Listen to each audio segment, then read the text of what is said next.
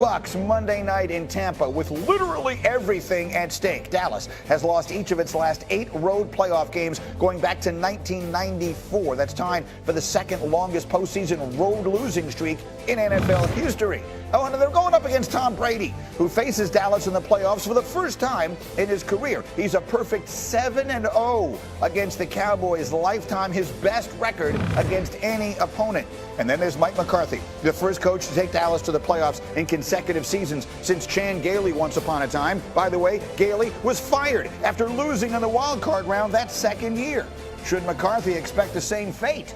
Give a listen to Jerry Jones. Could anything happen in this playoff game Monday that could put Mike McCarthy's job status in question for next year? No.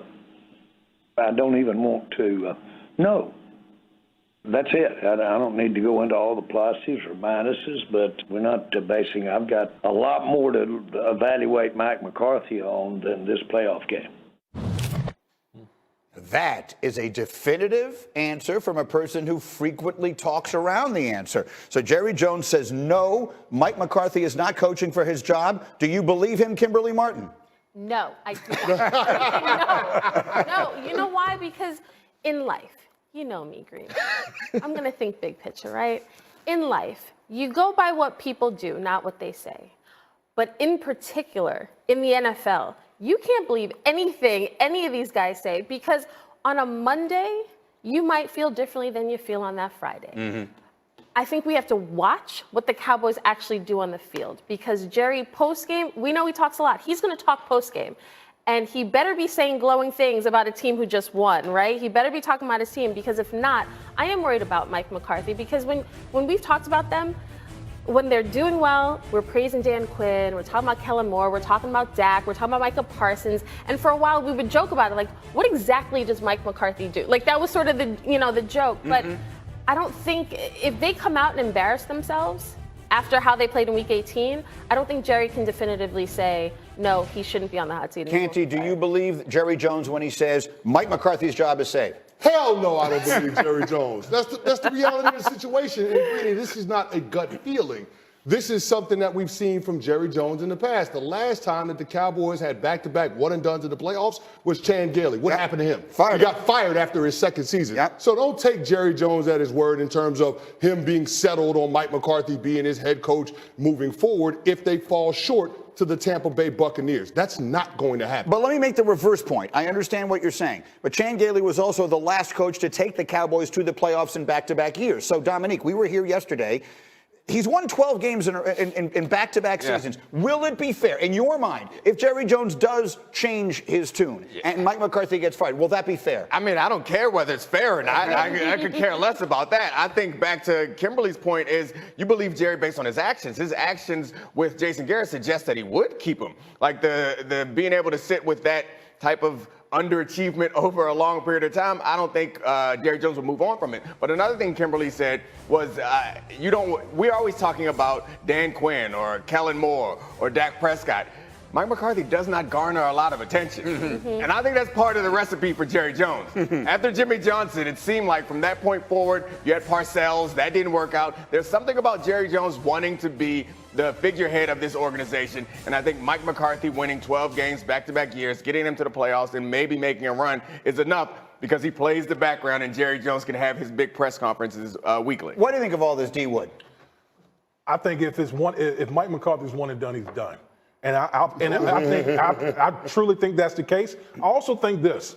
I think Dan Quinn there's going to be a lot of interest in Dan Quinn this offseason. I think Dan Quinn has a good chance of being hired by a team.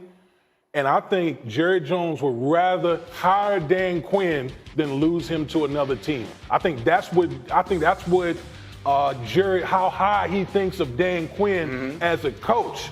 He's not going to go out there and get a Sean Payton. We already talked about, like Bill Parcells and all that. He doesn't want someone on the equal footing as far as being the star. Jerry is the star down there at the star.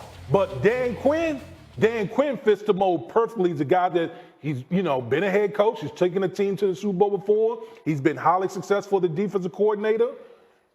I think that will be the move. The Broncos have requested permission to interview him, right? So has begun. That carousel in which Quinn is going to garner interest has definitely begun, because, Kimberly, I do think a lot of people, certainly if you just look on Twitter, people will say, ooh, Mike McCarthy in trouble. He wants Sean Payton. He wants Sean Payton.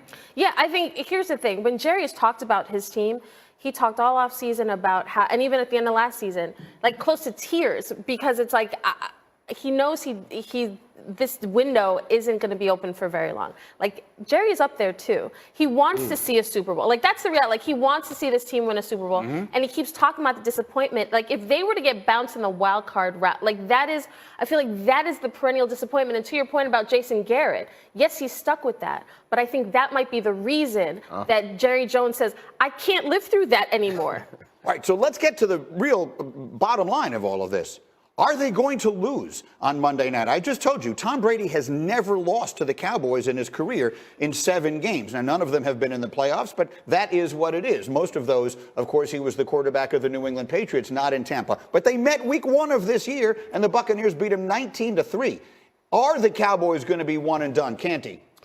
I don't think so, but I can't say it with my chest, G, because these teams are so evenly matched. I don't think any of us trust the head coaches in this matchup. We haven't even seen Todd Bowles as a head coach in the postseason. When you look at their penalty differential, they're both right there in the bottom third of the league. And the Cowboys have 1 more turnover than the Tampa Bay Buccaneers. So both of these teams have a habit of getting in their own way when it comes to success. And we know that winning in the postseason has a lot to do with not losing the game before you can go out and win the game. So the self-inflicting wounds is ultimately what's going to end up deciding this. And, G, I don't trust either team in this matchup. No, and look, if there's one person on the field in this game that you have to trust, it's Tom Brady. He has obviously earned that. Normally, we would say Dak Prescott is another person we trust. We're going to talk about his struggles a little bit later. But the bottom line of it is, Dominique, do you expect this to be one and done for the Cowboys? When I look at the Cowboys, I say this is a team that could lose in the wild card round. And then I look at the Bucs and I say, not to them. Because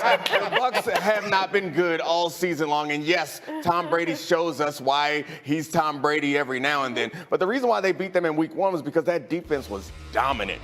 That was still a point when we were thinking this might be the best defensive team in football. They haven't been that for a long time, and I don't expect that they'll be that this weekend. And the Cowboys, despite Dak's turnover issues, they've been able to put up points. So I think it's going to be really hard for the Bucs to outscore the Cowboys. How are you feeling about it? Tomorrow you will smash the helmets. So we will get the official D-Wood pick tomorrow. But right at this minute, what is the lean Cowboys-Bucs Monday night in this monster matchup? I mean, I'm lukewarm on the Cowboys. See, if the Bucs have shown any type of pulse throughout the regular season, it would be I would smash a helmet today. But I need some time to really ponder over this, because quite honestly, neither team really impresses me right now. You know what I mean? And you would think in this matchup, the fact that Tom Brady, I believe, set the attempts record this year, and that actually kind of plays into the Cowboys as far as their rush is concerned. So you would think okay, that's maybe a bad matchup.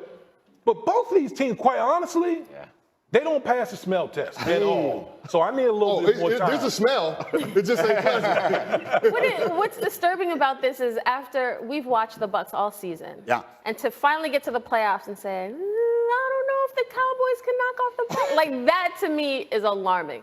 Like, the Cowboys have the better team. They have played better this season. I understand the playoffs. Brady's looking at this like the playoffs. It's a new season. Season starts now. But normally, I'm one for storytelling and narratives. The narrative that Tom Brady comes out and saves the day, I would love that. I always think that. Not this year. Cowboys are a 2.5-point favorite on the road. We're going to talk more about Dak a little bit later as we head towards a matchup. Candidly, if I seem giddy, it's